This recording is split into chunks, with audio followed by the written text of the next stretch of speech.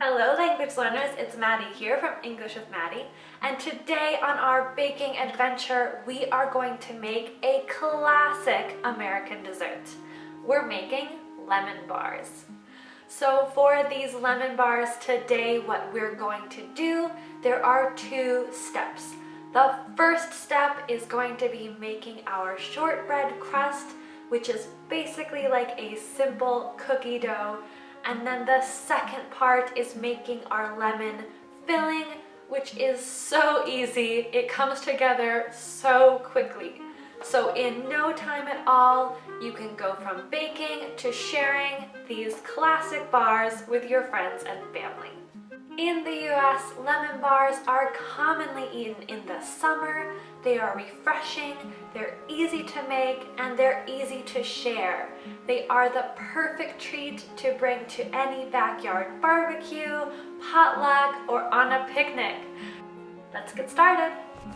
Just like in any recipe, we are starting by laying out all of the tools and equipment we will need, as well as all of the ingredients, including those for the base recipe and for the creamy lemon custard on the top. Once everything is prepared, it's time to preheat the oven.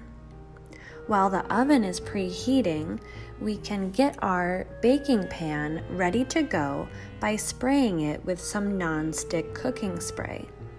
You could also use butter or a bit of oil on a paper towel if you don't have a spray can of non-stick cooking spray. Adding parchment to the baking pan will help us remove the entire pan of bars easily with little problem or need for cleanup at the end once everything has baked and cooled. After your pan is ready, it's time to dump all of the butter into your mixing bowl along with the sugar. We will cream the butter and sugar together as the base of our cookie part of the lemon bars. Creaming is a method in baking used to describe mixing butter with sugar until the mixture is completely homogeneous. This is very important to make sure that all of the sugar has completely mixed into the butter. Make sure to scrape down the sides of your mixing bowl with a spatula before moving on to the next step. Now it is time to add the dry ingredients and mix them once again. You can use a paddle attachment for this step because there's no need to whip anything up. You want to be looking for a consistency similar to a cookie dough as you see here. You can break up the dough into smaller pieces, which will help you to press it into the bottom of your baking pan. You want as even a layer as possible, and because it is so soft, it's easy to use your fingers. Place the evenly pressed dough into your preheated oven and bake it until it is just starting to become golden brown on the top. While the cookie base cools, it is time to make the lemon custard to go on top. Although it might be tempting to use store-bought lemon juice and save yourself the hassle, I highly recommend and think it is very worthwhile to use fresh lemons for the juice and the zest in this recipe. Once you are ready to begin, put about half of your sugar into a large mixing bowl.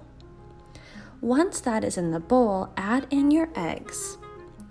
You can use the bottom of your whisk to poke the egg yolks and then mix this together. Because of the liquid in the egg yolks, in the egg whites, and also in the lemon juice, as well as the dry ingredients, the sugar and the flour, there are many different textures, and it is easier to have a really beautiful texture and consistency in your batter without any lumps if you mix things in a little bit at a time.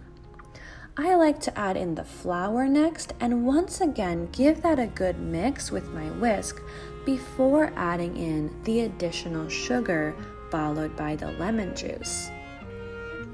As you can see already, the yolks are providing a nice, bright, lemony color to this batter.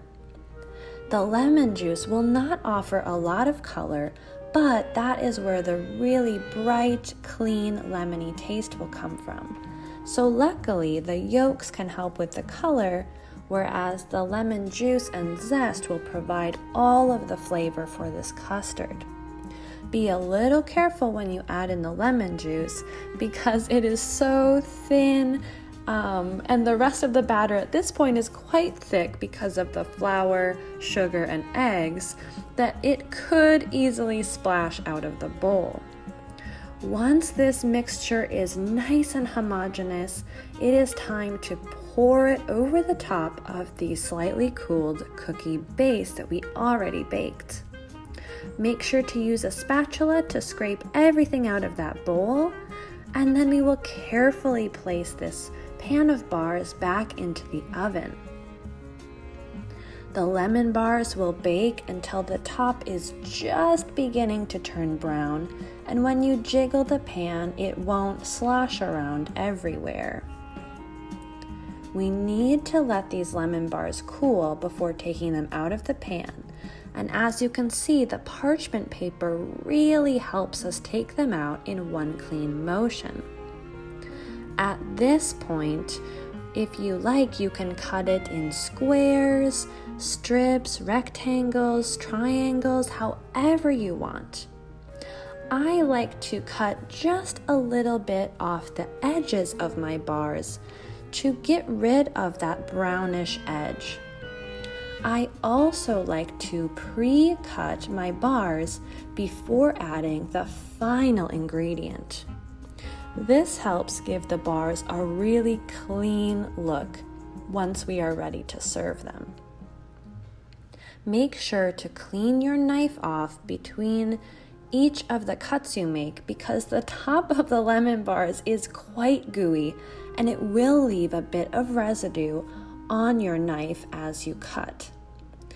Use a sifter or something to sprinkle the tops of your lemon bars with powdered sugar, and there you go. That simple. A beautiful, delicious lemon bar all ready to serve. Look how amazing that looks. The lemony part on the top and that crunchy, biscuity, buttery shortbread on the bottom. All right, everybody, we've finished making our lemon bars and it is time to give them a try. I have one of my little lemon bars here waiting for me to dig into, and I'm so excited. All right, here we go.